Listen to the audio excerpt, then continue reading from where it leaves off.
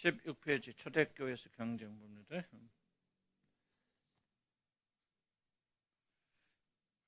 성경자 어떻게 보냐는 관점에 따라서 달리 해석되기도 하지만 좀 이렇게도 경쟁의 차원에서 볼 수 있는 것들이 있을 것 같아요. 그러니까 하나님의 자녀를 또 경쟁하는 게 된 질문이죠. 그래서 1번 초대교회 안에서 경쟁 봅니다. 역사 이래로 믿음의 사람들 결코 이 경쟁에 자유롭지 못했다는 거죠. 그래서 가인과 아벨, 비교, 다 여러 가지 질투도 들어갈 수 있고 여러 가지 문제가 될 수 있는데 경쟁이라고 하는 거. 그래서 우리가 가인과 아벨 관계, 하나님의 사랑 인정, 그저 하나님 인정. 똑같은 제사 드렸는데 아벨에게는 불이 임하고 자기 임하지 않고 경쟁에서 패배한 가인이 결국 하나님 인정받은 아벨을 죽이게 되었죠. 더 다른 복잡한 차원도 있겠죠. 야곱과 에서 뱃속에서부터 장자의 자리를 놓고 그렇게 경쟁했다. 또 라헬과 레아, 이건 뭐 가장 심한 경쟁이죠. 남편의 사랑을 얻기 위해서 아이를 출산하는, 그렇게 해서 인정받게 해서 12명이 낚여져. 그럼 다윗과 사울, 끝이 없는 예들이 많이 있습니다. 많이 있고 하나님의 백성들도 이 경쟁에서 결코 자유롭지 못하다고. 그런데 이제 신약시대로 넘어와서 봅시다. 완전한 복음이 있어야 되는 들어왔고 구원받고 또 약속에 따라서 그들이 성령을 받게 되어지고 넘치는 능력이 부어졌던 그런 초대교회잖아요. 하나님 살아계심이 아주 그냥 생생하게 전파되었던 초대교회에서도 불구하고 경쟁은 여전히 존재했다는 게 굉장히 충격적입니다.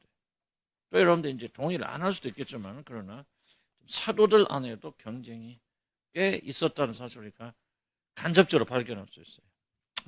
어떻게 보내에 따라 다르기도 하지만은. 자, 벌써 빌립보에 등장하는 거죠. 사도 바울이 복음을 전하기 때문에 이제 그 감옥에 갇혔을 때 두 부류의 사람들이 이제 다른 동기로 인해서 복음을 전파하게 되어집니다. 선한 마음을 가진 사람들은 사도 바울이 이제 갇히니까 이 복음 때문에 우리를 대표해서 복음 전하다 이렇게 갇혔구나. 우리라도 그분의 뒤를 이어서 하나님 영광스러운 복음을 전해야 되지 하고 그 복음을 계속 전파를 계속 끊지 않고 계승하기 위해서 선한 마음으로 우리 사도 바울의 마음을 또 편하게 해드리고 그리고 해주려고 하는 그런 마음으로 이렇게 선하게 복음을 전하는 자들이 있었다.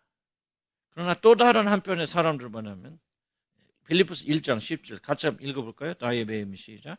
나의 배임이 괴로움을 더하게 할 줄로 생각하여 순수하지 못하게 다툼으로 그리스도를 전파한 것처럼 바울과 경쟁하기 위해서 이렇게 열심히 복음을 전하였다. 물론 이거는 좀 추측이에요. 경쟁에만 나오지 않지만 이들이 선하지 못한 마음을 가졌다고 해서 그리스도인들이 아니라는 증거는 없습니다. 이걸 먼저 분명히 해야 되는데 그럼 이들이 그리스도는 아니었는가? 그렇지 않거든요. 여러분 고린도서에 보면 충격적인 게 나오지 않습니까? 사도 바울이 아주 분노했던 한 범죄가 있었죠. 뭔지 기억하세요? 자기 어떤 교인이 자기 어머니, 친어머니는 아닌 것 같아요. 지금 아니고 계모인 어머니가 아버지가 돌아갔으니 그것도 추측이지만 사실 그렇지 않고 아버지가 돌아가셨으니 안 계시는 그 계모를 자기 아내로 맞이한 그런 이 사건이 기록되어 있죠. 고린도서. 아주 사도 바울이 분노하고 교회를 심하게 꾸짖었던 거예요.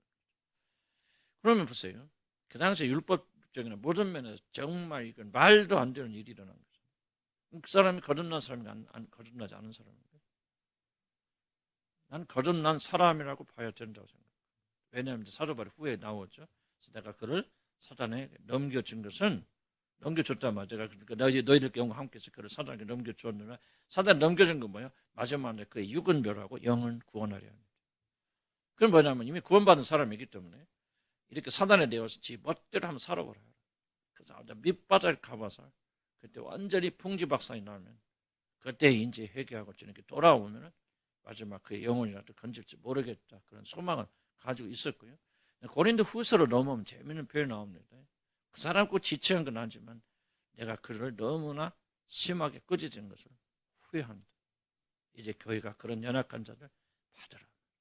다시 회복시키라고 명령 내립니다. 놀랍게도 거기 그 고린도서에 등장하는 모든 사람들은 거듭난 하나님의 백성들이에요.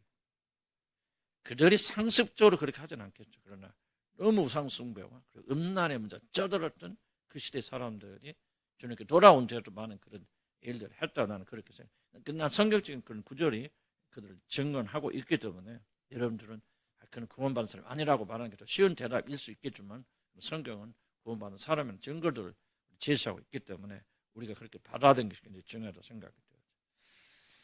어쨌든 저는 이 사람들도 구원받은 사람들이라 그렇지 않고서야 동기가 잘못됐다 할지라도 그리스도의 복음을 전하고 또 그 복음에 따라서 사람들이 구원받는 역사가 일어났겠는가 하는 그런 질문을 한번 던져볼 수가 있습니다. 그래서 아니라고 하는 증거가 확실히 성경에는 없다는 얘기죠. 그리스도인들이 아닌 자들이 복음을 전할 리가 없습니다. 이것은 초대교회 같이 성령의 역사가 살아있는 바로 그 시대에도 그리스도인들은 경쟁에서 자유롭게 해주고, 그럼 이들이 뭘 한 거냐? 사도바울과 격리, 선한지 못한 이거죠. 순수하지 못하게 다툰, 순수하지 못하게 난 다툼이 뭐냐? 바로 경쟁입니다.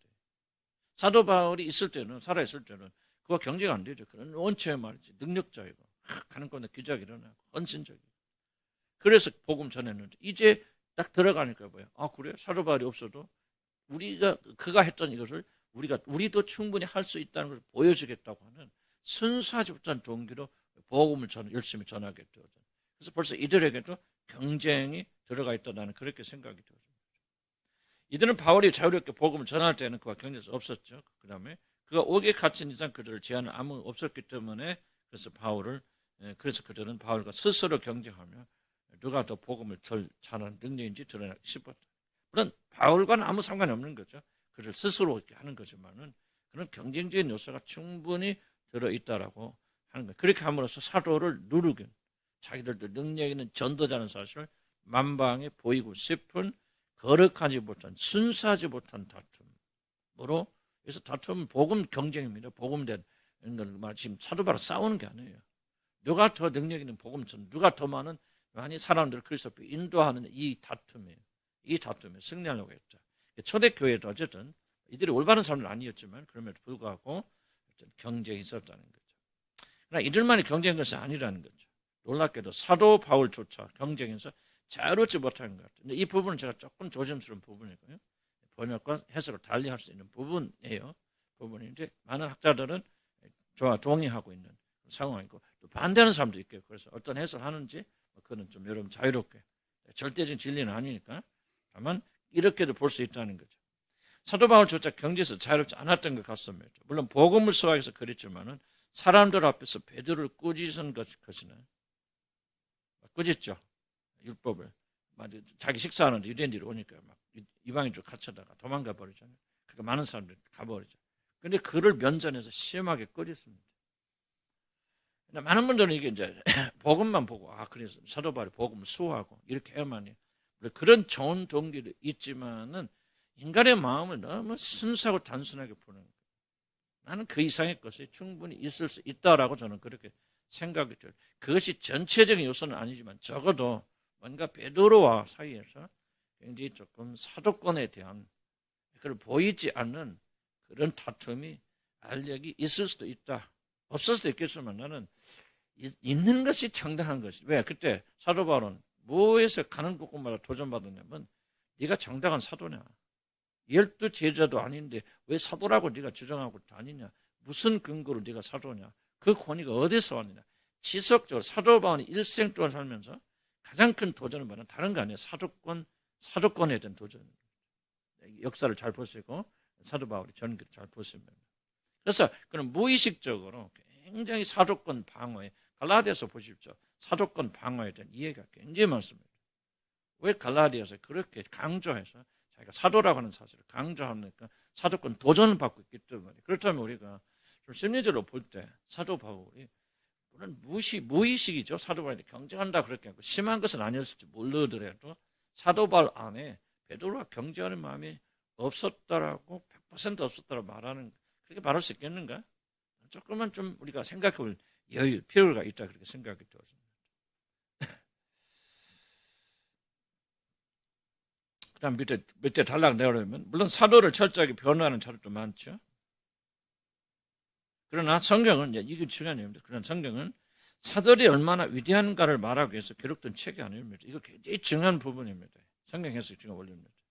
성경 결코 사도들이 얼마나 위대한가, 그들을 변화하고 그들을 지키고 그들을 자랑하기 위해서 영웅전을 아니에요. 그게 목적이 아닙니다. 사도들이 결점과 사도 되게 턱없이 모자람에도 불구하고 굉장히 인격적인 결함이 많습니다. 사도 바울 안에. 그래서 바나바와 심하게 다투죠. 우리는 복음을 위해서 다투 말하죠. 그러나 여러분, 복음을 위해서 다투던 말이지만 그 밑에는 인격적 결함이 숨어 있습니다. 그래서 성경은 이것을요 생략하지 않아요. 있는 그대로 전한 목적은 뭐냐면 사도들이 이렇게 훌륭하고 인격적으로 뛰어나기 때문에 하나님께서 역사하신 거다라고 하는 이 오해를 방지하기 위해서 그렇습니다. 사도들의 책이 아니에요. 사도행전은요 성령이 역사합니다.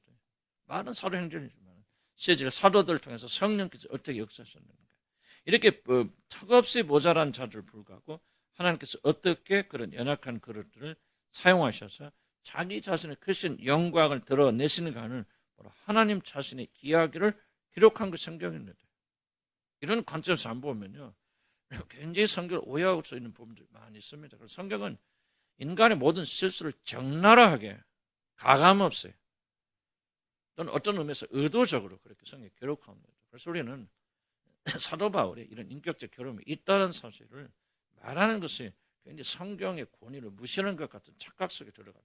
성경은 그렇게 해서 변호되는 게 아니고 성경 자체가 변호합니다. 그렇게 권위를 안 줘도 성경 스스로가 살아서 성경을 믿는 자들 안에는 하나님의 놀라운 축복과 권위가 주어집니다. 무슨 뜻인가 이해하시죠? 여러분 잘나서 사용하시는 거 아니에요. 여러분 다른 믿음적으로 무슨 의로워서 천만의 말씀입니다. 그분이 의로워서 여러분을 사랑하셔. 그분이 자비롭기 때문에 우리를 구원하시고 이끌어 가시는 것이죠. 이게 이제 우리들이 평생 싸워야 되는 부분들이에요. 하나님 자신이 복음입니다. 복음이 무엇입니까? 하나님 복음이에요. 하나님께서 인간을 어떻게 긍휼히 여기셔서 구원하시고 하나님 자녀 삼아가시고, 그게 하나님의 스토리가 복음입니다. 그렇기 때문에 우리들은 지나치게 성경에 등장하는 인물들을 변할 필요가 없습니다. 성경은 스스로 변합니다. 사도 바울의 팬이 되지 마시고 그리스도의 팬이 되시기 바랍니다. 그리스도만이 의로우신 거예요. 사도 바울이 의로우시는 것을 하나님께서 그리스도의 의를 그에게 선물하실 때 의로운 것이죠. 의롭기 때문에 의로운 거 아닙니다. 베드로가 모든 제자들 뒤로 하고 바다에 뛰어들었을 때 그는 과연 순수하게 100% 믿음으로 뛰어들었을까요? 의심해 봐야 되죠. 100% 믿습니다. 어디 믿음 한 가지 뛰어들었을까?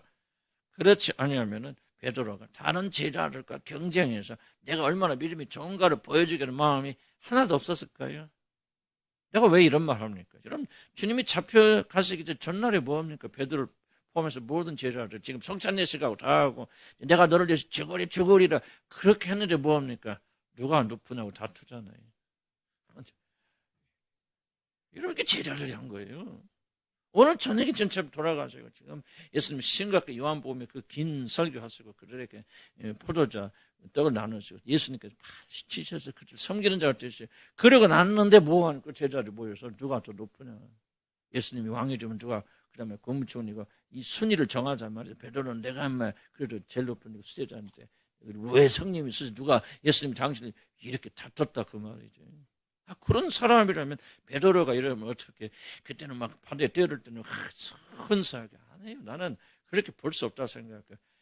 다는 아니겠지만 상당한 부분 속에는 이때 바로 베드로의 영웅심 그리고 경제를 이제는 못 들어가지. 자, 그럼 봅시다. 제자들이 또 마가복음 14장 29절에 뭐라고 합니까? 예수님 네가 나를 다 버릴 닭이 오게 부인할까? 그렇게 뭐라고 합니까? 다 버릴지라도. 이거 다는 뭐예요? 나머지 제자들 11제자 말하는 거죠. 제자들 다 버릴지라도 나는 그러지 않겠네. 뭐합니까? 지금 경쟁하잖아요. 불리하잖아요. 이놈들은 다 버려도 이놈들은 마음이 없고 믿음 없어갖고 쟤는 다 도망갈지 몰라. 그래도 나는 달라요. 예수님 그 말이 지금 베드로가 한 말이에요. 성경을 잘 해서 있는 그대로 해석해 보시기 바랍니다. 성경 보는 눈이 열리면 이게 보여요. 들립니다. 지금 뭐하는 시간에 베드로가 이때 교만해가지고 그래서 뭐합니까? 너가 시험에 들지 않고 깨어서 기도하라고 베드로 왜 베드로를 데려다가 이러면 그 겟세마네 동산을 끌고 갔을까? 베드로는 수제자고 요한 왜 안 해요? 나는 그렇게 베드로를 예수님 끌고 가시는 거냐? 베드로가 문제가 제일 커. 이건 좀 이따가 나 배반할 놈이야. 그러니까 예수님이 너 이놈 새끼 와서 표현이 그러네. 그렇지. 너 이놈 나 와고 저서 이놈아 기도해라 막 기도 안 하면 너 조금 이따 나 3번 부인하고 제일 큰 문제를 일으키려니까 가져다가 겟세마네가 데려다가 지금 예수님이 그 기도하신 뭔 기도예요? 이런 벌써 예수님께서 기도하는 걸 누가 들었을 거예요? 베드로가 들었으니까 나중에 전달해서 예수님이 내가 그렇게 기도했다고 그렇게 막 그럴 수도 있겠죠. 그러지만은 괜찮게 원격으로 하니까 예수님 기도하는데 무슨 기도가 들리는데 뭐 제가 내 뜻대로 하지 마세요. 아버지 뜻대로 아이고 그래도 전달했을 거예요. 그러니까 생각해 보세요. 베드로가 믿음이 좋고 수제자고 그 베드로가 제일 믿을만하고 아니 조금 있다가 3번 자기를 모른다 저주하며 부인할 사람인데 우리 예수님 베드로를 믿었겠어요. 베드로를 데려갔으면 너 제일 골칫덩어리다. 너 오늘 깨어서 기도하는 너 조금 있다 시험 빠져 너 무너진다 하고 그냥 끌어다가 기도하라 갖추는 거예요. 그래도 그거 못하고 졸르고 차다가 결국은 3번 부인하지 않습니다. 내가 베드로를 부인하는 거 비하하는 게 아니고요. 우리 성경은 현실적으로 읽어야 돼요. 신화처럼 읽으면 안 되는데 베드로는 막 영웅화해가지고 그 사람은 막 기침을 해도 이거는 막 거룩한 기침이다. 예를 들자면 베드로가 이렇게 하는 것은 무슨 이유가 있을까 뜻이 있을 거예요. 그건 완전히 하나님의 자리에 베드로를 놓는 거예요. 그 카톨릭의 방법은 뭐예요? 그렇지 않아요. 베드로는 실패하고 연약하고 경제하고 야약하고 그런 자를 하나님이 궁일히 여기셔서 하나님 불러다 사도로 쓰시니까 사도가 되어준 것이지. 그래서 모든 영광은 하나님께 돌아가는 거 아니에요. 아멘. 그래 우리가 겸손하는 거 아니에요. 난 베드로는 경쟁에 못이었다는 그렇게 생각이 되어집니다. 그게 아니었다고 왜 싸워요? 왜 서로 자리 놓고 다툼합니까? 경쟁이죠. 왜 경쟁합니까? 경쟁이 있으니까 경쟁한 거 아닙니까? 그래서 사도들도 심지어 사도들도 바나바하고 여러분 바울 사이 또 바울 이게 없었습니까? 사실은요. 바울보다는 바나바가 훨씬 훌륭한 사람입니다. 인격적으로 보면요. 훨씬 더 훌륭한 사람. 물론 바나바도 훌륭한 일을 많이 했지만 그러나 교회사에 보면은 바울이 바나바에 비교되지 않게 교회사에 엄청난 공헌을 하잖아요. 왜? 하나님이 그를 쓰셨기 때문에. 차이는 그것밖에 없어요. 하나님께서 영원전에 예정하셔서 바울을 바나보다 더 크게 쓰시고 예정하시고 그냥 쓰신 거예요. 하나님의 의지에 따라서 결정에 따라서. 바울은 내가 볼 때 바나바가 나는 훨씬 더 인격적이고요. 훨씬 더 훌륭하신 분이에요. 그렇게 기억하시고. 그래서 하나님이 쓰신 거다. 그래서 나는 뭘 얘기하냐? 비교와 경쟁이 얼마나 하나님의 교회 안에서 무서운 것인가. 성령의 강력한 역사는 초대교회 안에 강력이 있다면 왜 우리 안에 비교 경쟁이 없겠어요? 그걸 말하는 거죠. 3번. 2번 교회 경쟁 봅시다. 우리는 자신 안에서 그리고 교회 안에서 일어나는 경쟁을 가볍게 여겨서는 안 됩니다. 왜냐하면 어떻게 보면 음성적으로 경쟁이 가장 치열하게 일어나는 조직이 나는 교회라고 생각해요. 어떻게 보면 회사보다도 더 경쟁하는 데가 난 교회라고 생각해요. 회사는 막 대놓고 경쟁하죠. 교회는 뭐예요? 안 한다고 하고 경쟁하죠. 교세 확장 무서운 경쟁이죠. 이건 뭐 내가 목사들 얘기니까 난 자세히 볼 때 이건 무서운 겁니다.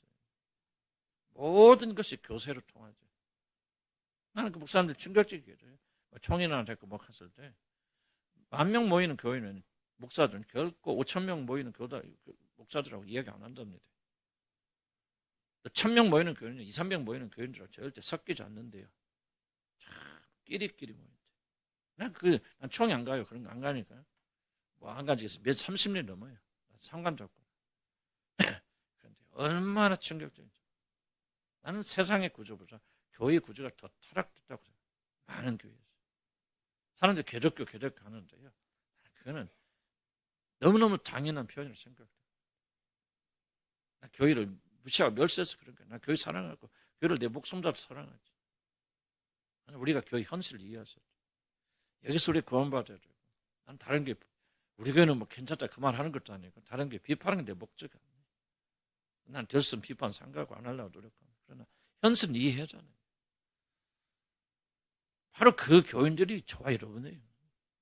그러니까 우리는 정말 이게 뼈저리게 뼛속 깊이 이런 경쟁이 깊이 숨어 들어와 있는데 그걸 인식하지 못하는 거예요. 그걸 인식하자고 교회 얘기를 하는 거예요. 교회 비판하기 위해서 비판하는 것은 아니고 교회는 경쟁에서 살아남아야 돼요. 부목사들 보세요. 얼마나 경쟁한 줄 압니까? 말도 못해요. 내가 어떤 큰 교회, 지난번에 우리나라의 어떤 큰 교회, 대표적인 교회, 그게 오래전 얘기입니다.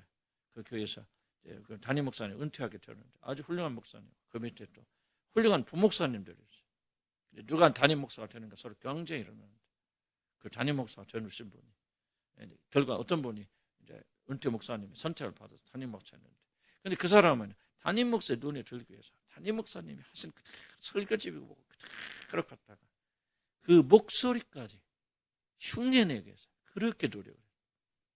그래서 그분 설교를 들으면 그 은퇴 목사님 설교처럼 그렇게 흉내내서 그렇게 해서 결국은 그 사람이, 교인들은 그분을 원하지 않는데 담임 목사님, 은퇴하신 목사님이 그분을 원해서 당연히 밀어서 그분이 목사가 되고, 나중에 또 교회 문제가 생겨서 그분이 또 사임하게 되죠.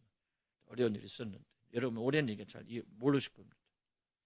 그거 보니까요, 참 이게 교회라고 하는 것이 어떻게 보면 참 나도 교회 목사지만 무서운 곳이 교회다. 그래서 내가 그래서 교회도 안 가고 다른 교회 목사도 안 만나고 내가 섞지 않는 것은 그들을 비판해서가 아니라 내가 담당할 수가 없는 그런 무서운 것들이 교회 안에 하나님의 이름으로 숨겨져 있다는 사실을 우리들이 결코 간과해서는 안 되고, 우리 적은 교회지만 무리들이지만 그렇게 되지 않게 해서 사실 여러분들 발버둥 쳐야 되죠. 여러분들 무슨 말 이해가시죠? 비판하지 마세요. 비판이 목적이 아니고 그들의 본을 받아서 우리들도 그렇게 되어서는 안 된다는 말이죠. 저와 여러분이 경쟁 멈춰, 어떤 종류 모든 경쟁 멈춰야 됩니다. 난 여러분들 많이 경쟁하고 있는 줄 알아요. 마음속으로 누구하고 비교하고 있고 뭐하고 있고, 그 하나님의 큰 저랑에서 내가 좀 강조하기 위해서 좀 여러 것들을 지금 그렇게 하는 겁니다.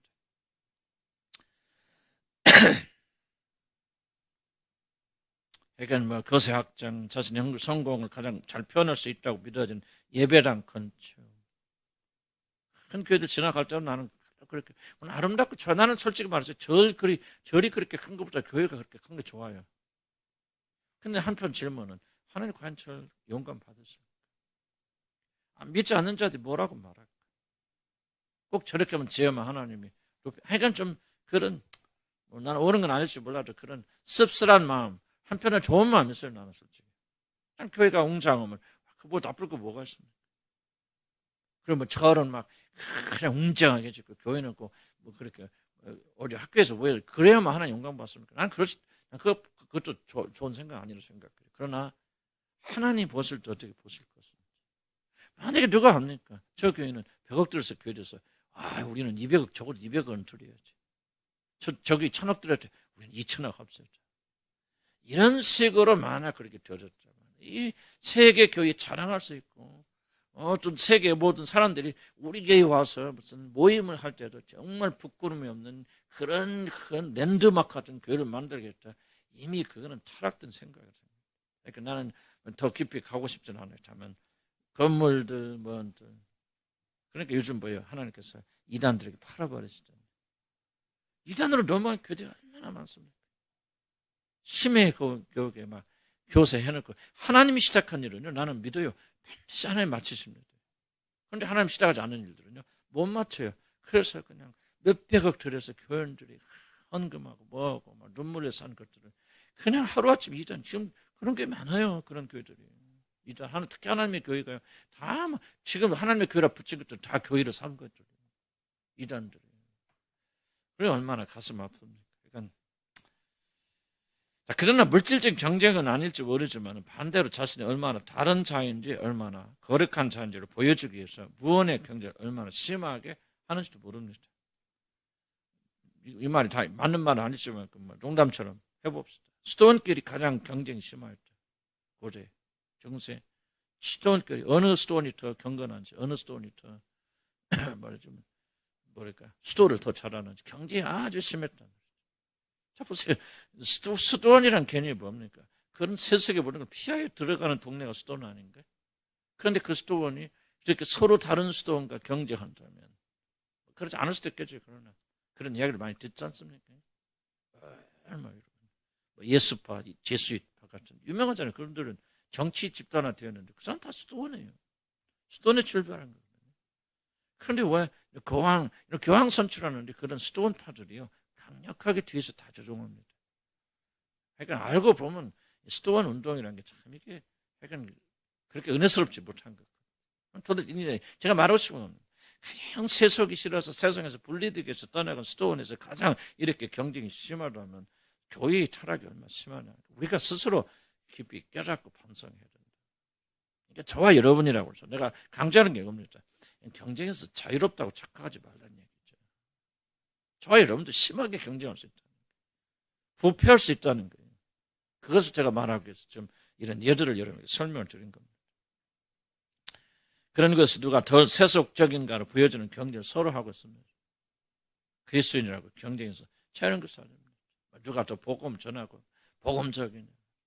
사실 우리도 그럴 수 있잖아요. 얼마나 이게 부끄럽고 무서운 일인지 모릅니다.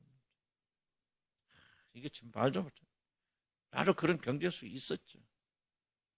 이게 얼마나 큰 죄인가를 깨닫고 회개하고 불행히도 그리스도인들의 경쟁에 열심이라는 것으로 드러난 그런 가림막 때문에 혹은 교회가 세워놓은 큰 목표를 이루기 위한 야심 때문에 경쟁이 덮어지고 그리고 미화되고 있는 것도 사실입니다. 사도행전 5장에 등장하는 아나니와 삽비라의 사건은 순수한 마음으로 밭을 팔아 사도들의 발 앞에 둔 바나바. 이 사도행전 이름 몇 장입니까? 5장을 이해하려면 4장을 이해해야 돼요.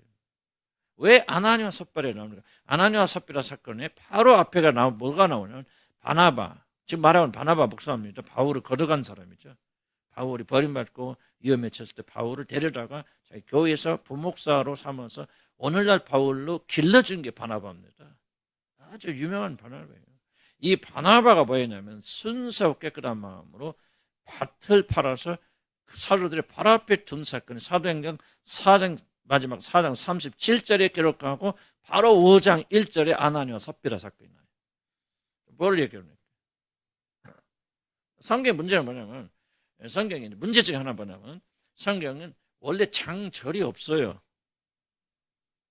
하나로 읽어야 되는데 장이 들어오면서부터 분리한다는 거죠. 사도행전 4장과 5장은 분리해버린다. 아니에요. 여러분 이해하려면 장이 없다고 생각하고 붙여서 읽어요. 붙여서 읽으면 아나니아 삽비라 사건 아니 그 바나바가 사도라 준이라 하고 그 다음에 아나니아 삽비라도 이게 나오는 거예요. 그럼 도대체 아나니아 삽비라 뭐 한 겁니까? 밭을 팔아서 사도들의 발 앞에 놓았어요. 그런데 그 중에 얼마나 감추잖아요. 그렇다면 얼마나 감춘 정도라면 이 사람이 굉장히 물질적인 게 아니라는 게. 아니, 바치를 말든지. 그 바칠, 이 중에서 일부를 자기 주머니에 넣을 정도라면은, 그 얼마나 물질적인 걸 알 수 있잖아요. 그럼 이제 거꾸로 생각해. 이렇게 물질적이고 돈을 좋아하는 사람이 자기 밭을 팔아서 상당한 수를 사도 앞에 바칠 수 있을 정도가 되면 그 사람의 동기가 도대체 뭐냐. 성령을 속이면서까지 왜 일을 합니까? 이걸 우리가 추측해내야 돼요. 그게 뭐죠? 바로 바나바 사건이에요. 바나바가 밭을 팔아서 사도들 앞에 놓으니까 뭐가 자자하더라? 한번 찾아보세요. 사도행전 4장 30절.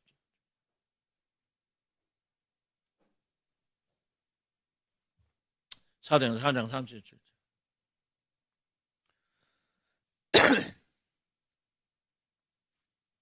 이런 좀 안 더워요?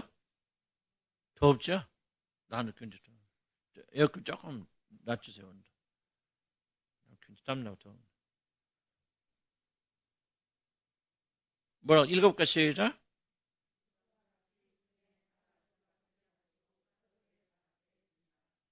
그냥 그 앞에 봐요.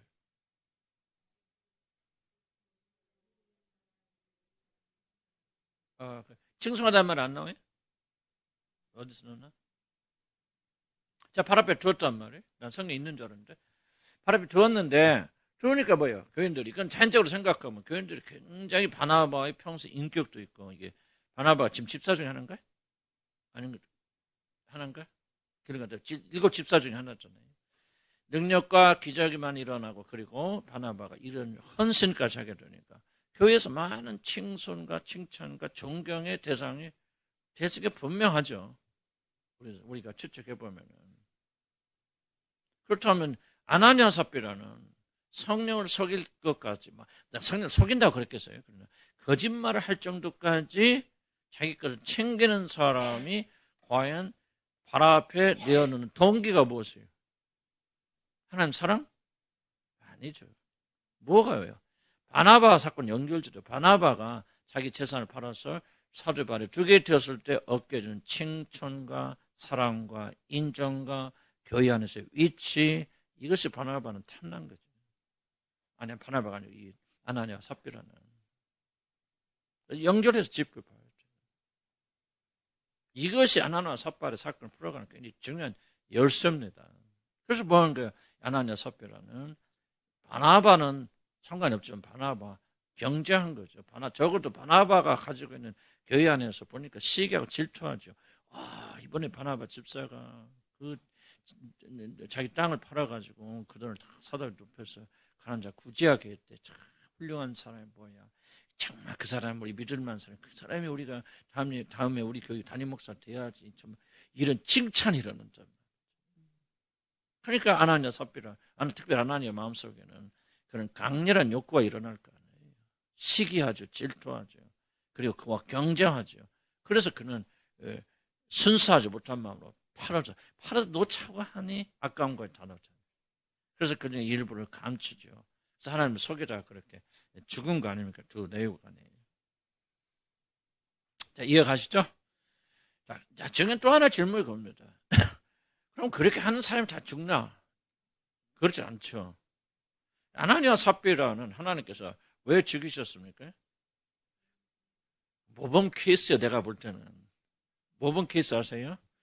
아주 모범을 이거 잡아서 나는 그렇게 해석해요. 왜냐하면 사실 그 교회, 방대한 교회 안에 이런 종류의 잘못을 꼭 똑같진 않지만 저지르지 않은 사람이 있을까? 이 사실을 듣고 온 교회가 뭐 하더라? 두려워 떨더라 그랬거든요. 그건 뭐예요? 하나님께서 분명히 이 사람을 들어서 뭐야? 교회에 경고를 주신 것이죠. 그럼 뭘 말하는 거예요? 저도 이 교회 안에 이런 비슷한 풍조들이 많이 일어나고 있었다는 얘기죠. 그러니까 하나님께서 죽여서 경고를 할 만큼 위험수위에 올라온 거예요. 하나님 교회. 이해가요? 무슨 말인지. 여러분 뭐 이런까지 깊이 생각할 필요 없지만 목회자들은 이걸 생각을 해야 돼요. 이게 성경을 해석하는 중요한 도구입니다. 그럼 성경 그림이 그려지죠. 아나니아 삽비라는 거예요.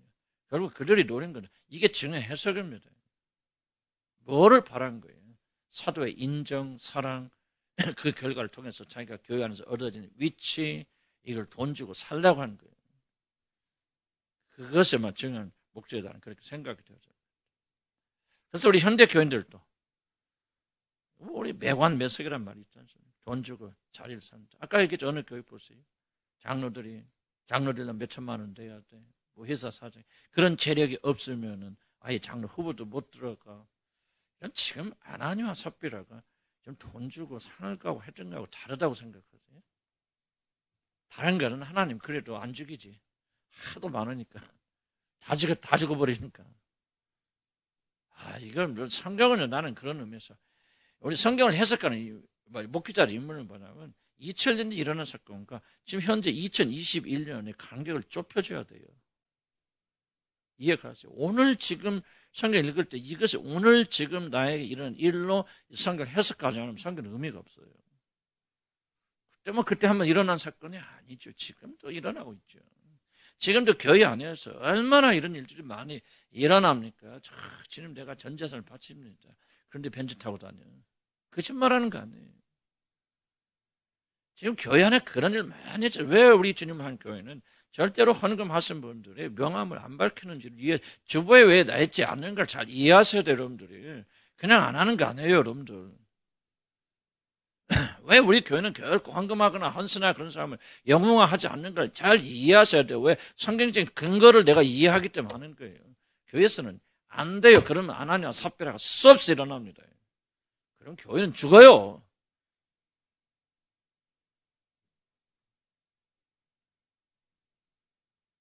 뭐게 목사가 그냥 아무렇게 하는 거 아니에요. 성경적 근거가 없으면 내가 뭐라고 그걸 합니까? 그게 나를 의롭게 하면 아니죠. 여러분 의롭게 아니죠. 경고하잖아 성경 말씀. 그래 아나니아와 삽비라가 오늘 현대교회 없으니까 수없이 많아요. 경고 무시하죠. 그냥 합니다. 엄습니까? 죽습니까? 죽죠. 그저 영이 죽고 교회가 죽는 거예요. 더 이상 교회가 안 되는 거예요. 교회에 사람들은 모이지만 클럽이 되는 거예요. 그래서 하나님 영은 떠날 수밖에 한국교회에서. 그래서 문제 일어나거든요. 우리의 목적은 뭐예요? 이 선교를 통해서 그 선교라는 사건들이 오늘 21세기, 오늘 2021년에도 여전히 일어나고 있는 사건으로 받고 경고받아야 좋아요, 여러분들. 우리는 이런 일 안 합니까? 할 수 있는데 어떻게 하는가가 성령의 인도하심 받아서 우리가 우리 삶 속에서 해석해내야 돼요. 그리고 그것을 멈춰야 됩니다. 다행히 우리 교회는 좀 하나님 은혜 가운데 있지만 혹사도 여러분이 뭐 교회 헌신하고 헌금 많이 하고 뭐 그래서 목사의 환심 살려면 이러면 좀 아나니와 삽비라 똑같은 일을 하고 있다는 거죠. 회개해야 됩니다. 목사의 환심 살려고 하지 마시기 바랍니다. 죄송해요. 여러분 뭐 그런 분들이 뭐 없어요. 없긴 없지만 혹시 누가 헌금 많이 했어요. 아직도 있을 수 있겠죠. 여러분 헌신 많이 하고 뭐하고 무엇을 됐든지 간에 여러분 사도들의 관심과 사랑 끌려고 뭐합니까? 뭐가 다르냐 이거지. 아나니아 삽비라 사건은 지금 현대 일어나고 있잖아요. 뭐 헌금할 수 있죠. 뭐 할 수 있죠. 저도 어려우니까 여러분들이 뭐 헌금할 수 있고 좋아요. 나 감사하고 고마워요 내가. 그러나 여러분이 순수한 목적을 하라고. 바나바가 집 파는 게 문제가 아니에요. 자기 전 재산 팔아서 하나님께 바치는 게 문제가 아니에요. 그게 잘못된 게 아니에요. 그러나 그것이 어떤 동기를 하게 되어집니까? 그리고 그렇게 한 사람을 교회나 단체에서 믿음 있는 사람을 높여 줍니까? 그럼 이미 그들은 아나니아 삽비라에 걸려드는 거예요. 만약에 그 사람이 집을 팔아서 하나님께 바쳤지만 순수하지 못한 마음으로 들었는데 그런 사람이 교회 안에서 영웅가 되고 선교 단체 안에서 그 사람들 영웅가 된다면 지금 그들은 아나니아 삽비라에 그냥 모든 자리에 걸려 들어가는 거예요. 이런 판단력이 어디서 나오냐? 성경에서 나와야 돼요. 여접소리가 나오죠. 여접소리 들어야 되고 그래서 우리 자신을 우리가 하나님 말씀을 갈라 쪼개면서 분석하고 분해해봐야 돼요. 아니 그런 관심 놓는 분들은 그냥 편히 쉬세요. 그러나 뭔가 여러분 내 말 무슨 뜻인가 이거 아시죠? 바치세요. 헌금하세요. 집 팔고 싶으면 팔으시고 선에 가면 나 뭐 여러분 어떻게 하든지 하나님이 감동하시고 하나님 역사하시면 내가 그 막을 이유가 없죠. 그러나 올바르지 못한 동기를 하지 마시고 아나니아 삽비라 같은 마음 하지 마시기 바랍니다. 죽습니다. 몸은 안 죽었지만 여러분 영혼은 죽고 영혼에는 검은 그림자 껴서 죽어요. 그래서 그 단체는 허물어지게 주님을 향한 교회도 그래요. 난 까놓고 얘기할게요. 우리들이 그런 일 했으면 교회 부흥됐을 거고 많이 뭐 더 재량도 컸을지 몰라. 그러나 여러분 우리 교회는 오래전에 영적으로 죽었을 것을 생각합니다. 나는 하락장 앞으로 오신 목사님도 좀 그렇게 깨어있으면 좋겠다는 생각이 듭니다. 헌금하세요. 감사해요. 목사님도 헌금 주시고 돈도 주시고 그러세요. 감사해요. 그러나 나는 그렇다서 나는 여러분이 기대하는 것을 줄 수 없고 기대하지 말라 그 말이에요. 감사하시고 나도 감사하고 사랑하세요. 나도 할 것을 여러분도 할 것을 좋다고 그 말이에요. 그러나 여러분 아나니아 삽비라 같이 돈 주고 뭐 이런 성경에서 굉장히 심각하게 이걸 다루고 있잖아요. 또 하나의 사건이 뭐죠? 시몬이 있잖아요. 시몬도 은사가 바라보니 좋으니까 뭐예요? 내가 돈을 줘서 내가 안수하세요. 그럼 뭐랍니까? 너와 이 도와는 상관이 없는 자라. 그 사람은 구원 못 받는 자는 거기까지 난 모르겠어. 그러나 아주 교회에서 내릴 수 있는 가장 최고의 심각한 저주를 하잖아요. 사도들. 이거 보세요. 죽잖아요. 그러니까 헌금하고 죽으면 이거 보세요. 난 이게 불쌍한 사람. 그럼 그 돈 되돌려 줬어요. 되돌려 줄 사람도 없잖아. 다 죽어버렸으니. 그럼 그 돈 어디 가서 교회로 들어가서 뭐 썼겠지. 어쨌든 간에. 돈 잃고 목숨 잃고. 왜 그렇게 어리석은 줄 압니까? 이해가죠? 그래서 사람 인정받고 교회. 근데 이게 복잡하단 말이에요. 그래서 우리가 회개하는 심정으로 살아야 돼요. 그럼 교회 경쟁에 뿌리 봅시다. 왜 그럼 교회는 왜 이렇게 경쟁하는가?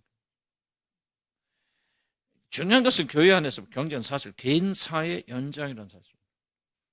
개인 이슈의 연장이 바로 교회에서 일어납니다. 난 자세히 설명 안 했어 일부러. 하나 없으니까. 그걸 꼭 기억하셔야 돼요. 부모의 인정과 사랑을 받지 못한 자들이 목회자가 될 때 그들은 성공을 향하여 불나방처럼 경쟁에 뛰어듭니다. 내가 왜 그렇게 성공해? 그렇게 매달렸습니까? 내가 부모로부터 인정받지 못하네. 체험받지 못하네. 인격적으로 결함이 있죠. 그 내 마음이 영적으로 공허하죠. 내가 잘하면 성공하면 우리 아버지가 나를 사랑하고 인정할 거야. 물론 나는 인식하지 못했어요. 그러나 나중에 내가 그 인식할 수 있었던 것이죠. 그렇구나. 내가 한 번도 우리 아버지한테 인정받지 못했죠. 그러다 보니까 뭐예요? 내가 잘하면 성공하면 그럴 수 있을 거예요. 그래서 교회 내가 지금 교회 안으로 들어와 있는데 교회 안에 들어오는데 열심히 했지만 그건 하나님과 상관이 없는 거다. 결국 뭐 내 개인사 연장선이라. 개인적으로 인정받고 사랑하지 못하는 거를 하나님의 교회에서 그거를 해보려고 했죠. 그 사람이 회사에 갔었다면 회사에서 인정받으려고 했죠. 사장한테 인정받아서 열심히 일하겠죠.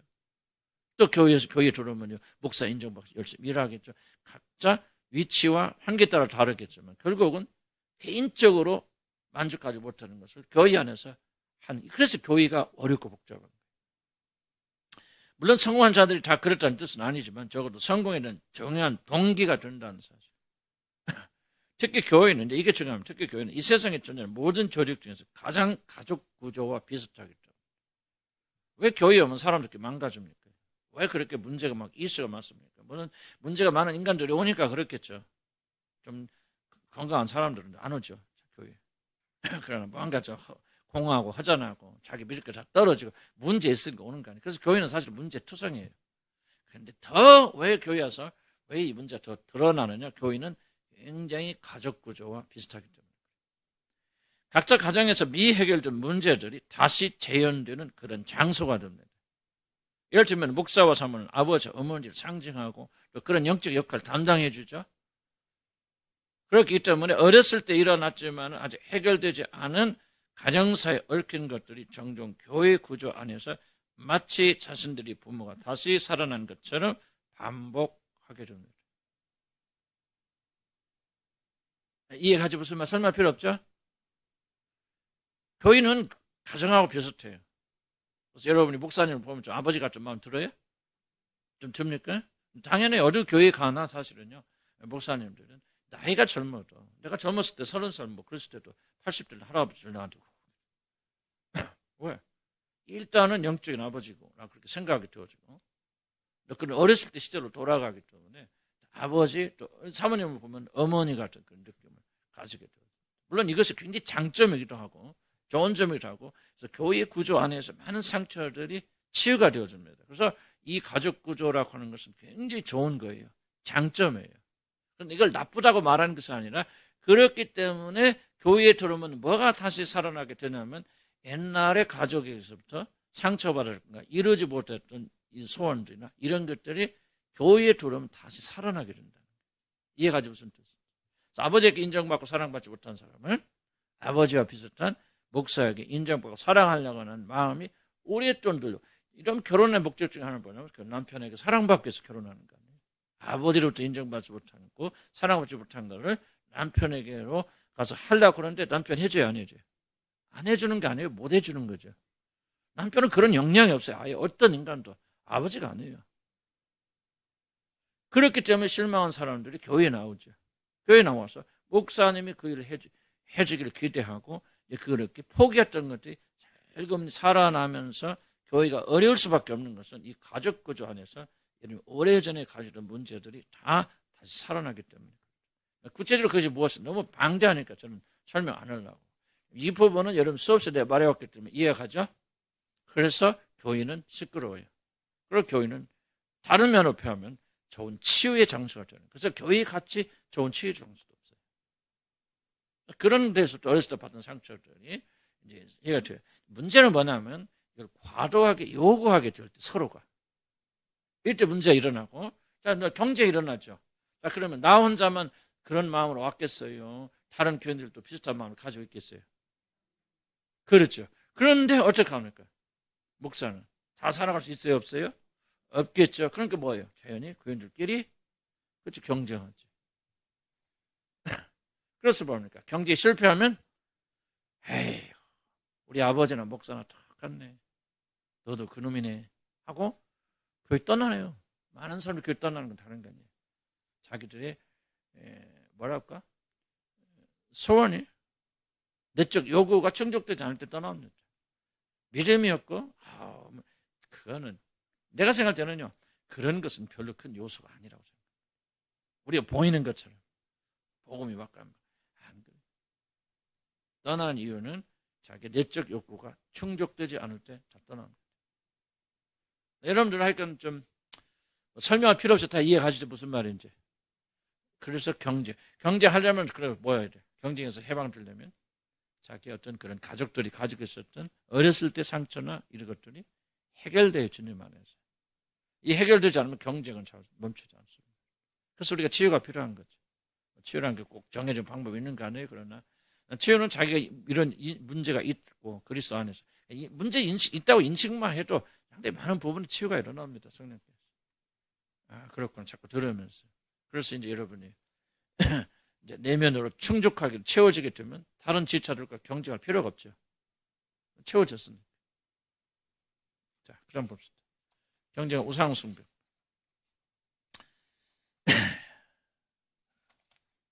끝내야 되는데. 경쟁 우상숭배 보면 우리는 되게 비슷한 환경에 있는 사람들과 경쟁하죠. 목사들은 다른 사람과 경쟁하지 않아서 다른 목사들과 경쟁하고요.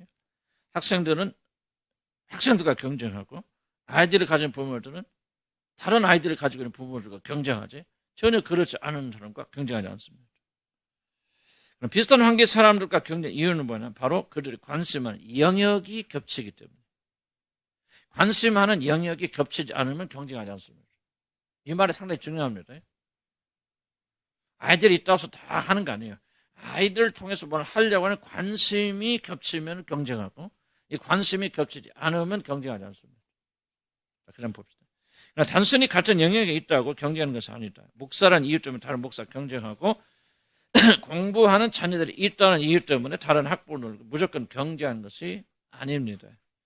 그들이 경쟁하는 이유는 그 경쟁에서 승리하는 것이 자신의 행복과 만족에 큰 영향을 준다고 믿기 때문에.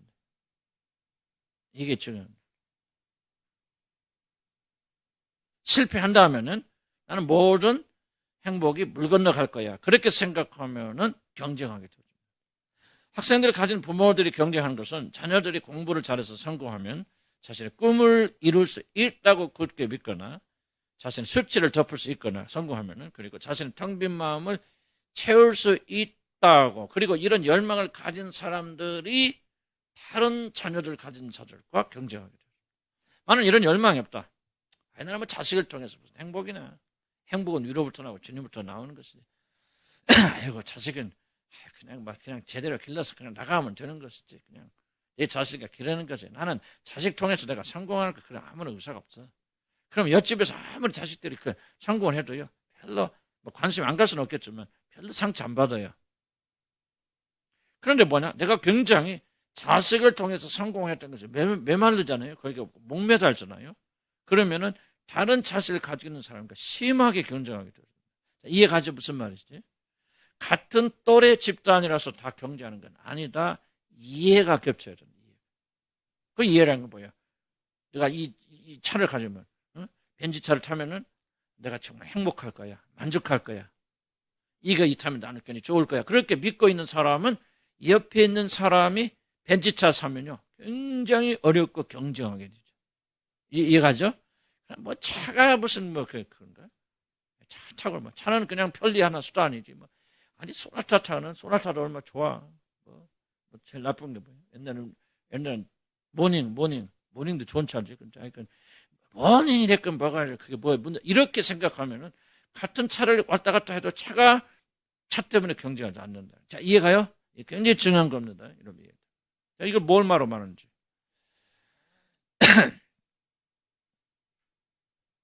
그래서 왜 경쟁하게 되냐면 비슷한 환경에 있는 모든 자들과 경쟁이 되고 그들이 성공하면 나의 모든 꿈은 산산조각이 나기 때문에 그렇다. 만약 그런 압력이 없다면 또래 집단이라 하더라도 결코 경쟁하지 않습니다. 어떤 사람과 이유 없이 경쟁하는 사람 하나도 없습니다. 그런데 중요한 것은 내가 경쟁하고 있는 바로 내가 무엇을 추구하고 있는가, 내가 경쟁하고 있는 것, 이것이 내가 무엇을 추구하고 있는가를 정확하게 보여준다. 자, 보세요. 옆에 있는 친구, 나도 내 아들이 고등학교 3학년이요. 옆에 있는 친구도 고등학교 3학년이요. 근데 그 아이가 공부를 잘해, 뭐해. 그러면 여러분들이 굉장히 민감하게 그 부모와 그 아이가 경쟁하고 있다면은 여러분이 뭐를 이해를 하셔야 되냐면 바로 그 자녀의 선거를 통해서 내가 무엇인가를 추구하고 있는데 경쟁 사회 속에는 내가 이걸 이루지 못하면 저 아이가 잘해서 나보다 먼저 앞서 나가면 그것을 뺏어갈 거 아니야, 이 아이가. 옆집에 있는 아이가. 그럼 나는 뭐 해야 돼요? 나는 불행하게 되고 내가 추구한 것을 이루지 못하게 되죠. 이해가죠? 그런 구조를 지금 가지고 있기 때문에 경쟁하는 거거든요. 그래서 여러분이 뭐를 찾아내셔야 되면 도대체 그 아이의 성공, 자식의 성공을 통해서 내가 이루려고 하는 것이 도대체 무엇인가? 이것이 바로 여러분이 섬기고 있는 거죠. 물론 여러분 지적으로 이해할 수 있어요. 그러나 이것이 마음 깊이 성령께서 다 이해를 시켜주세요. 깊이 깨닫게. 자, 이거 이해하셔야 되는데 아무하거나 경쟁하지 않습니다. 같은 조건의 사람이라서 무조건 경쟁하는 거 아니에요. 그들이 추구하는 것과 내가 추구하는 것이 맞아떨어지면 경쟁하기 시작합니다. 그렇다면 그 경쟁한 내용을 통해서 내가 성취하려고 하는 게 도대체 무엇이냐 그 말이죠. 이것이 중요한 것이 자식이 중요한 거 아니라. 예를 들면 이해가 최양점에? 그러니까 최양점도 지난 이야기죠. 자식의 성공을 통해서 뭐를 내가 추구하려는 거다. 이것은 여러분들이 가지고 가는 중요한 그런 뭐가 되어집니까? 중요한 그런 우상이 되어진다는 거죠. 자, 누구와 경쟁하고 있고 도대체 무엇을 놓고 경쟁하고 있는가? 바로 이것이 내 마음이 추구하는 참 만족이 있는 것입니다. 아나니와 삽비라는 바나바와 경쟁하였고 특히 헌금하는 일을 가지고 경쟁하였습니다. 물론 바나바는 전혀 상관이 없는 것이지만 아나니아의 마음속에는 바나바스만 견제한 것 틀림없고요. 자신이 판 밭의 값을 숨길 정도로 돈을 중요하게 여기는 사람이 자신의 밭을 팔아서 사도에게 바친 것을 보면 그 경쟁이 얼마나 심하였는가. 도대체 그가 원하는 것이 무엇이냐 아까 설명했지만은 뭐예요? 바로 사람의 인정, 교회 안에서의 위치. 이것이 아나니아 삽비라의 그런 우상이고 이 우상을 사기 위해서 그런 값을 지불한 것이죠. 자, 아나니아 삽비라가 마음에 깊이 품어서 설명을 했으니까 넘어갑시다.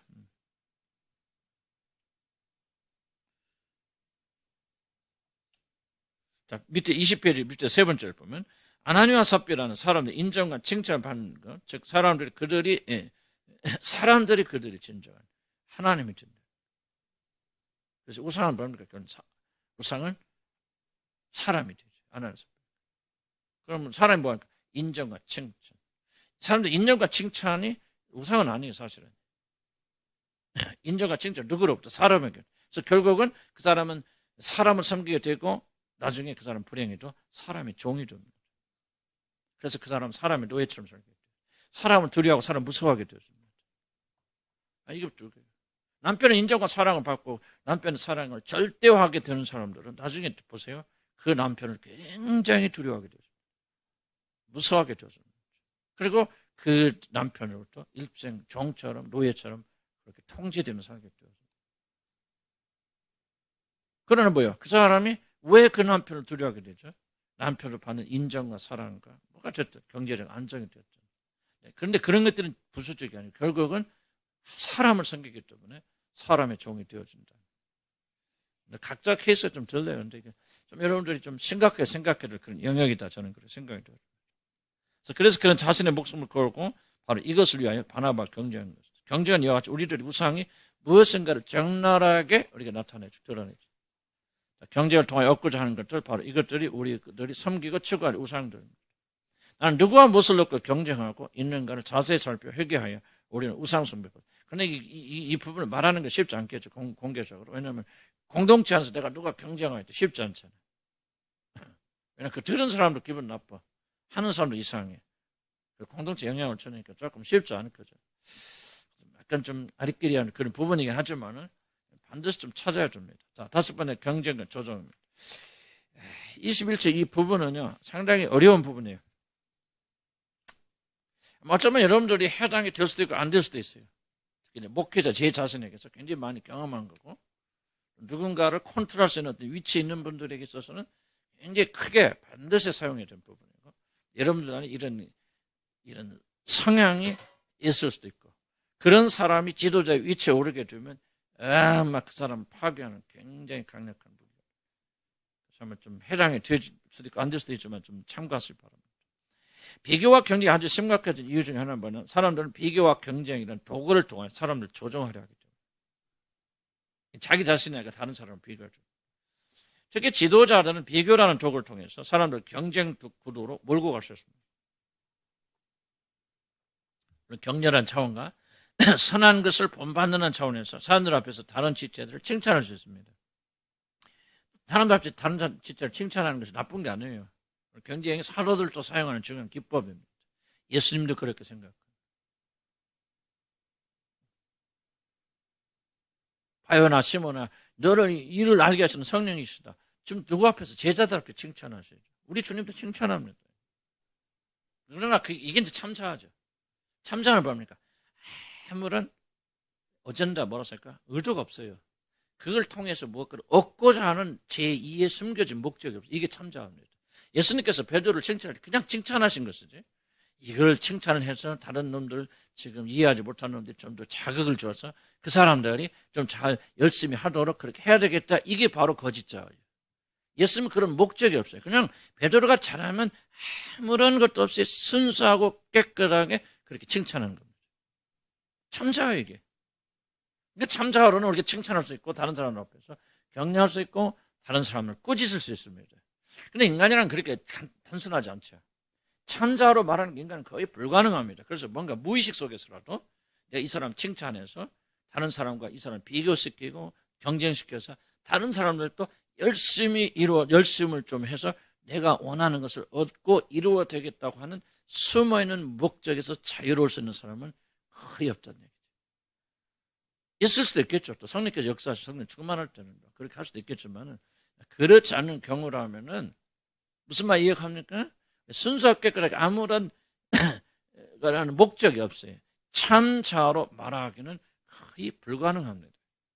그래서 우리는 무의식 속에서 또 인지하지 못한 상황에서 이 비교와 경쟁이라는 걸 사용해서 사람들을 경쟁하도록 그래서 어떤 목적을 이루려고 하는 좋지 못한 동기가 굉장히 많이 섞여 있을 수도 있고 저도 과거에 굉장히 많은 동기를 가지고 그렇게 했다. 다만 인식하지 못했어요. 근데 이제 시간이 지나면서 이게 뭐야?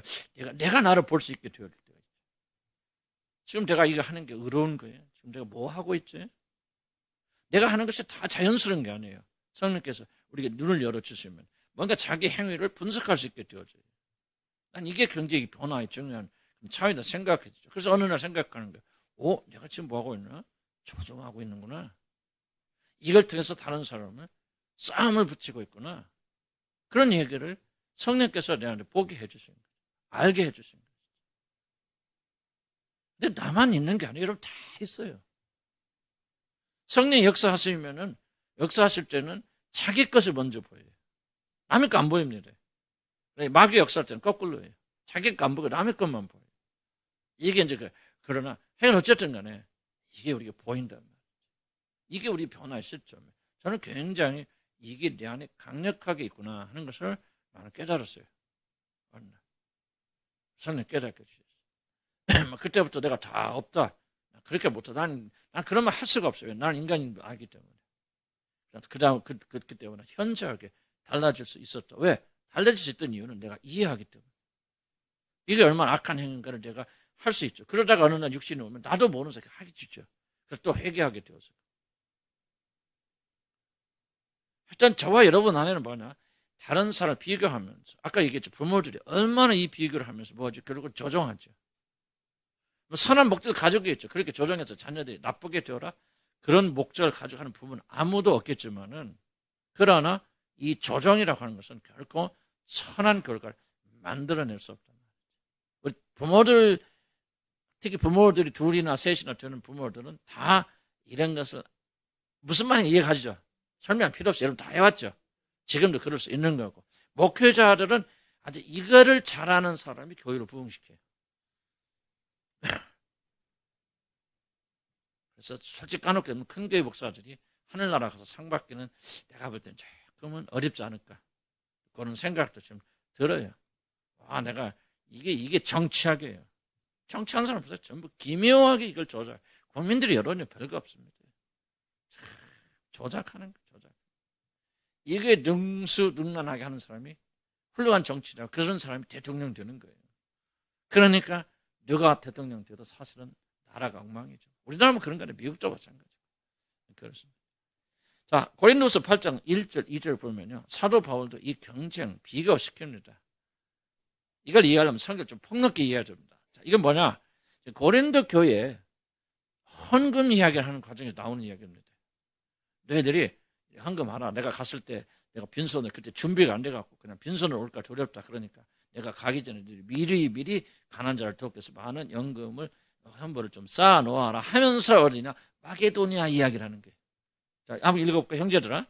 하나님께서 마게도니아 교회들에게 같이 읽기 시작. 하나님께서 마게도니아 교회들에게 주신 은혜를 우리가 너에게 알리노니 환난의 많은 시련 가운데서 그들의 넘치는 기쁨과 극심한 가난이 그들의 풍성한 연보를 넘치하게 하였느니라. 사도 바울은 고린도 교회에게 구제헌금을 충실할 것을 부탁하면서 마게도니아 교회를 칭찬합니다.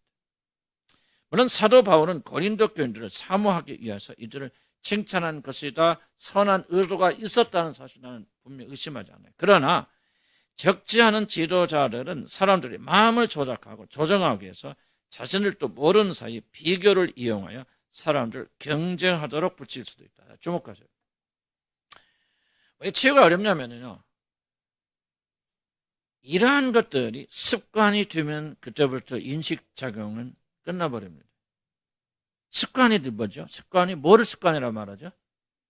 그렇죠. 생각 없이 하는 행동 습관이라고 말합니다. 그래서 우리가 습관이 되어지면 그때부터는 우리는 포로가 되어집니다. 습관이 되기 전에는 이런 행동을 하면 생각하죠. 지금 내가 뭐하고 있지? 내가 지금 혹시 조정하고 있는 거 아니야? 생각하면서 바꿔나가는데 습관은 그야말로 생각 없이 그냥 해버리는 거예요. 내가 왜 이것을 하는지조차도 모르는 게 습관이에요. 그래서 우리 영성은 뭐에 달려있다고 생각하느냐? 습관에 달려있다. 습관을 바꾸지 않으면 우리 영혼은 안 바뀝니다. 그래서 얼마나 많은 잘못된 습관을 저도 가지고 여러분도 가지고 있는데 참 고치기 어렵잖아요. 그래서 우리가 왜 우리가 지속적으로 배우느냐? 배우는 걸 다른 거예요. 이미 습관화되는 것이 잘못됐다는 생각을 할 수 있도록 지속적으로 하나님의 말씀으로 우리는. 그런데 어려워요. 그래서 우리가 뭐냐? 자꾸 습관을 해요. 행동형이죠, 행동. 그래서 제가 지난주에 주부에 잠깐 했지만 내가 왜 커다란 구호를 정했죠? 뭐를 하자? 복음을 살자라는 말을 했을 거예요. 복음은 살아야 내 것이 되는 거지. 복음은 전하거나 말하는가 그래서 내 것이 되는 거예요. 복음은 습관이에요, 습관. 복음을 살아야 돼요. 저도 그런 차원에서 굉장히 좀 많이 실패한 사람. 계속 가르치다 보니까 계속 가르치면 하다 보니까 어떤 착각이 나는 그렇게 생하는 것 같아요. 그렇지 않아요. 나는 막 오늘 가르치러 가면 파김치래 아무것도 못해요. 그냥 쉬고 놀아야 돼요. 그래야 내일 가야 겨우 돌아와. 그때부터 기도도 하고 그래서 나는 이제 오늘 끝나고 가면 기도도 안 해요. 할 수가 없어요. 앉아봤자 졸다 와요. 차라리 그냥 쉬는 게 낫겠죠. 나는 노는 것도 주의래요. 막 놀아요. 놀고. 그리고 나 돌아오면요. 그때부터 이제 주님과 교제도 가는 거예요. 그래서 여러분들 몰라보세요. 여러분 나하고 틀릴 수 있고 공부하자고 하니까. 그래도 피곤하신 분들 오늘 가셔서 그냥 쉬세요. 노세요. 그래 은혜 받는 거 없어지지 않습니다. 여러분 보세요. 공부하신 분들 반드시 뭐에 공부가 많이 납니다. 공부 잘하는 특징이 뭐를 잘한다? 잠을 잘 자요. 똑같은 원리입니다. 그래서 막 가서 노세요. 막 그런 말 내가 잘못된 거 이렇게 말하고 있는 것이 아니라 오늘 가서 여러분 막 심각하게 또 해보세요. 안 들어가요. 하나도 안 들어가요. 왜냐? 여러분 육신은 이걸 받아들일 능력이 사라져버려요. 스며들 것이 없어요. 그래서 오늘 가셔서는 오늘 같은 경우는 그냥 좀 일찍 주무시고 노시고 음악도 들으시고 나는 음악 많이 들어요. 그래서 음악 듣고 그냥 아무것도 못하고 그냥 나도 기도하려고 해봤거든요. 끝나고 또 가서 밥 먹고 또 저녁에 수요일날 주일날 와서 왔는데 안 돼. 기도도 안 되고 멍한 상태. 그때 내가 쉼의 원리를 배운 거예요. 쉬어야 되는 거예요. 그래야만이 그 다음부터 기쁨과 감사함을 하나님께 이렇게 나갈 수 있는데 그 다음부터 지쳐버리죠. 아무것도 안 돼서 몸을 함부로 하지 말기 바랍니다. 좀 제가 곁길로 나갔는데 뭐다 이런 말 했죠. 습관 얘기. 습관 굉장히 중요한데. 그래서 이제 습관에 들어가지 않도록 우리가 계속적으로 생각을 바꿔나가야 돼요. 다시 한번 적절한 지도자들은 사람들의 마음을 조작하고 조정하기 위해서 자신을 모르는 사이에 습관이 돼서 비교를 이용하여 사람들을 경쟁하도록 부추길 수 있습니다. 특히 성공의 유혹에 깊이 사로잡힌 자들은 저 같은 경우 그래서 라이프 스토리를 이해하는 것이 왜 중요하냐면요. 내가 어떤 행동을 하느냐, 왜 이것을 할까를 알려면은 반드시 자기 라이프 스토리를 이해를 해요. 이게 라이프 스토리를 이해를 못하면 여러분은 결코 여러분이 왜 이걸 하는가를 이해를 못해요. 거의 다 여러분이 하는 건 무의식 행동이에요. 여러분이 생각할 수 없어요. 왜 그런지, 뭘 때문에 그런지 알 수 없어요. 알 수 없는 걸 이해하려면, 무의식을 끌어올려야 되려면 여러분이 왜 나의 성장 배경이 무언가를 이해해야 됩니다. 왜 내가 조종이라는 것을 했을까? 나는 왜 이걸 생각했을까? 아, 나는 그렇구나. 우리 아버지도 인정하지 못하고 뭐하고 실패만 계속 해왔겠죠. 나도 대학교 계속 떨어져 원하는 학교를 못 가고 이렇게 계속 실패를 하는 삶을 살아왔기 때문에 뭐예요? 내 안에 성공이라는 것이 뿌리 깊게 박혀 있을 수 있겠죠. 그렇다면 성공에 목이 메마른 사람이 순수하고 깨끗한 마음으로 내가 사람들을 칭찬하거나 그러나 경량을 혼낼 수 있을까? 그럴 수도 있겠죠. 성령 역사에서. 그러나 아니야, 그렇지 않을 가능성이 더 많다는 얘기죠. 내가 나를 분석해 보면, 그렇다면은 내가 이 비교를 가지고 사람들을 많이 조정할 수 있겠구나. 옛날에 머리로 생각했겠죠. 뭐 그런 생각도 안 할 리는 없죠. 그러나 이런 것이 마음속에 깊이 들어오는 거예요. 그것을 받아들일 수 있는 것은 뭐냐? 내 라이프 스토리를 이해하고 있기 때문에. 내가 얼만큼 성공에 목마른 사람인가 알 수 있기 때문에 성공을 위해서라면 무의식 속에서 그런 일을 충분히 할 수 있다는 시어리죠, 시어리. 이론을 내가 받아들이는 거죠. 그래서 그때부터 나는 그렇구나. 깨닫게 열어놓으니까 뭐야? 이해가 되기 시작하는 거예요. 이해가 되어져 나가고 회개하고 나가냐. 그때부터 뭐가 생기냐? 어떤 힘이 생기냐? 이것을 멈출 수 있는 힘이 생겼네요. 그럼 칭찬하지 말아야 됩니까? 안 해요. 칭찬해야 됩니다. 격려해야 됩니다. 칭찬하지 말란 말은 선한 일을 입을 막아보라는 악마의 이야기입니다. 해야 돼요. 예수님 칭찬했어요? 안 했어요? 꾸짖었어요? 안 꾸짖었어요? 꾸짖으셨죠. 어떻게 꾸짖었고 어떻게 칭찬하셨어요? 그렇죠. 참 잘하신 거예요. 참 잘을 가지고 우리는 격려해야 됩니다. 이런 격려 필요합니다. 그런데 내가 참 잘을 하지 못하니까 또는 여러분이 참 잘을 가지고 있지 못하게 되어지니까 이런 것이 참된 열매를 맺지 못하게 되어지는 거죠. 선한 일 하지 말라는 것은요, 굉장히 위험한 말입니다. 사단의 속임수입니다. 지속적으로 선한 일 해야 됩니다. 격려해야 돼요. 성경에 뭐라 합니까? 심하게 꾸짖으라 그랬어요. 아니, 여러분 꾸짖는 게 아니에요. 여러분 영혼을 꾸짖는 것이죠. 내가 잘해서 꾸짖는 거 아니에요. 그 순간 성령께서 나를 통해서 꾸짖으시는 것이죠. 왜 꾸짖습니까? 성령께서 완고한 마음을 심하게 꾸짖으라고 말합니다. 경고하라고 말합니다. 무엇이 문제입니까?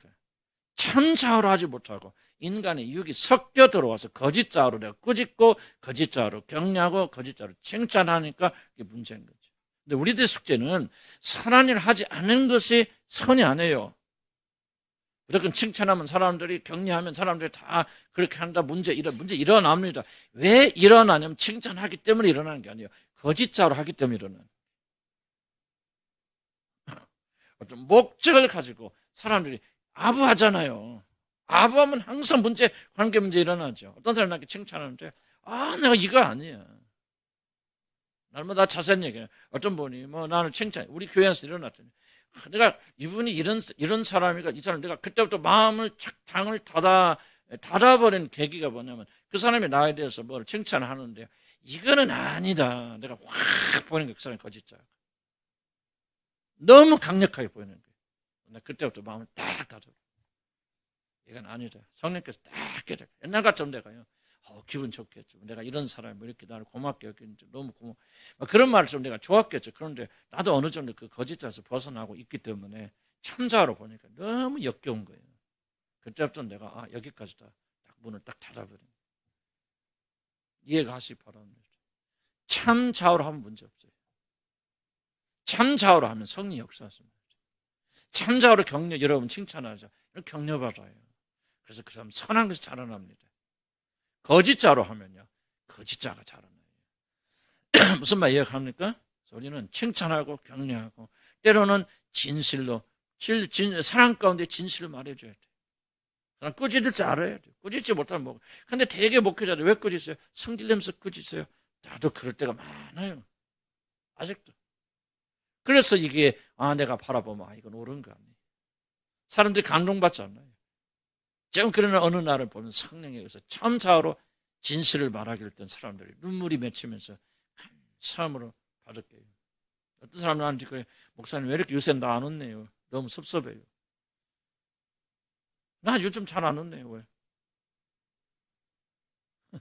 나도 갈 날이 얼마 남았는데 혼내고 그랬어요. 그런데 어느 날은요, 정말 내가 이 사람 영혼을 내서 혼내고 싶을 때, 말하고 싶을 때, 그럴 때는 말해야 되고 칭찬을 격려해야 돼. 이해가시죠?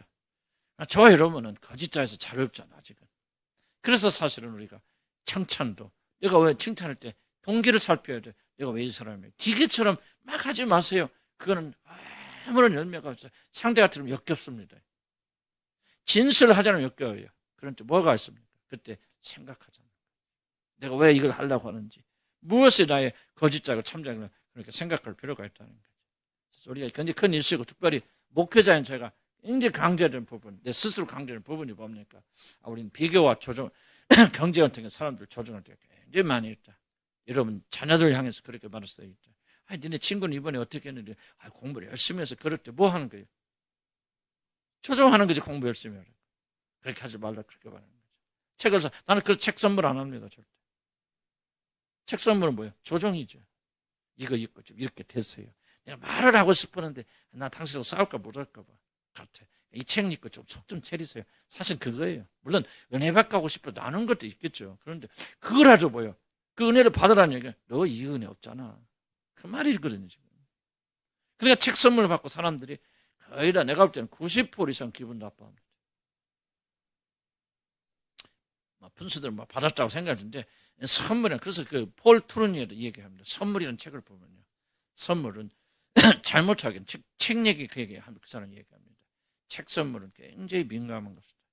책 선물을 잘못하면 굉장히 친구를 잃게 되어진다 하는 그런 이야기를 하는데, 바로 그런 거죠. 그래서 우리가 무엇을 하든지 마음의 동기, 참자를 하는 훈련을 좀 해야 되겠고, 특히 목회자나 지도자들이나 인도자들, 이런 성향이 있는 분들은 그런 걸 조심할 필요가 있다 하는 겁니다. 자, 오늘 여기까지 합시다.